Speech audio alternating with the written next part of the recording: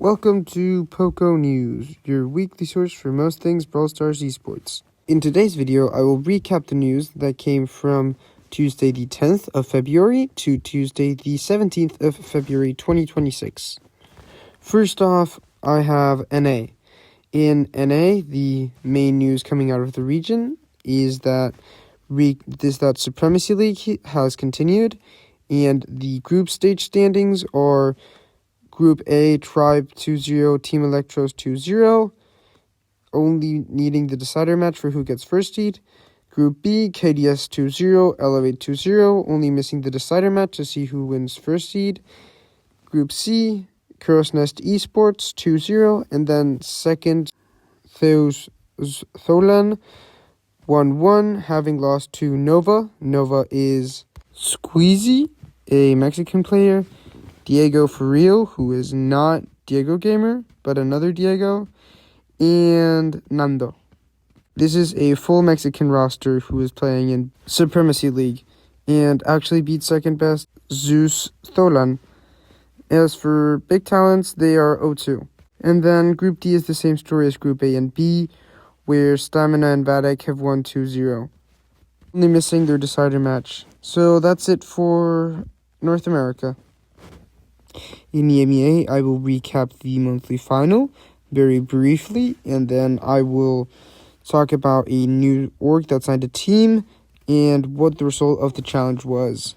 For the first part of the monthly final, Yoshi, OP, and Naui lost versus CMM, and according to Yoshi, who joined iChaos' stream, it was because of the way they drafted.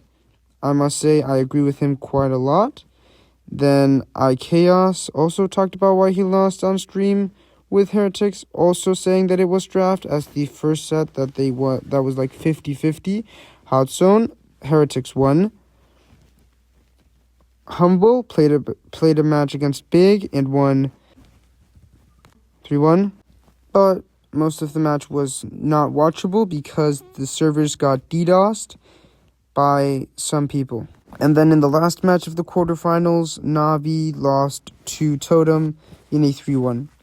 And surprisingly enough, Drage was playing the aggros instead of Lana.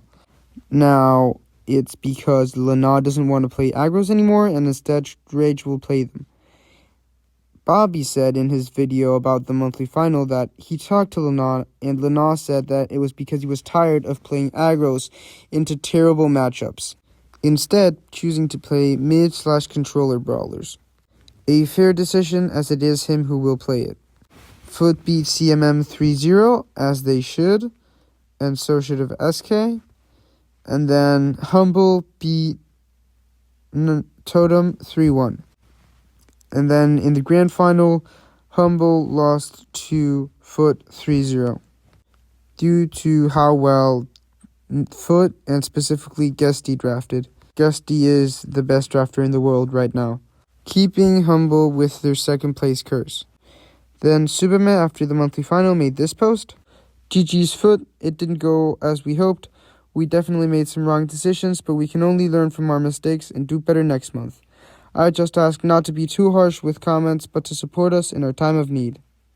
That was the first part, and then he added, during the monthly qualifier in Germany, I felt we were very comfortable. Something was missing today. This is a translation from Italian, so keep that in mind. Then, as for who had to use the losers bundle, Fut won. It wasn't exactly first and second. It was first and fourth, but neither of the SK players was in the top 10. So, I guess OP and Noe now will have to use the Fut bundle during the next month. If you reached until here, like and subscribe. Big Talents signed Ness, Simon, and Mine. A very decent Tier B roster who might make it to a couple of monthly finals. South America, as you know, has their monthly final. And there's been a couple of issues with the monthly final. 2 teams have gotten players banned. That being Soñadores, a team who, with their birthday buff, managed to qualify to their very first monthly final. Unfortunately, because the scene had done things that were against Supercell terms of service with his account, he got an account ban, meaning that he won't be able to play with his account during this monthly final, and the team will have to find someone who hasn't played during the monthly qualifiers but still beat the championship challenge.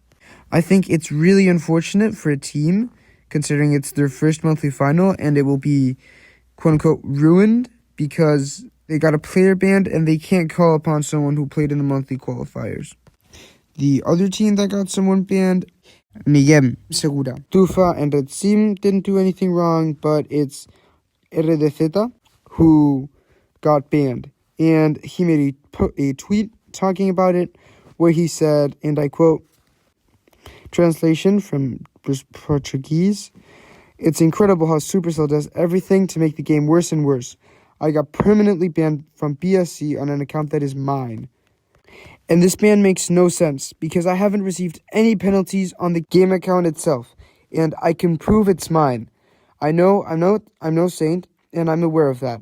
But what they did to me was extremely ridiculous, with a completely unjustifiable justification.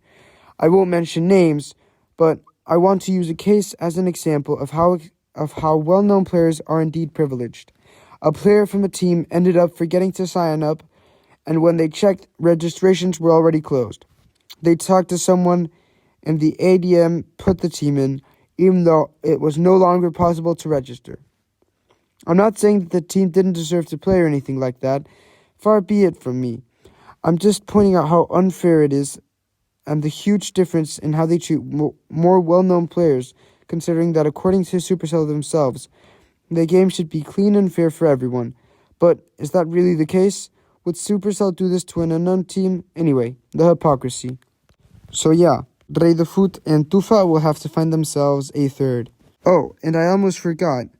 Gallo Perro, Loco, Derp, and Doritos got signed to Bounty Hunters, the organization that was supposed to sign Tufa, RDZ, and Rey de Fut actually signed the roster of Gallo Perro. And then finally we have East Asia.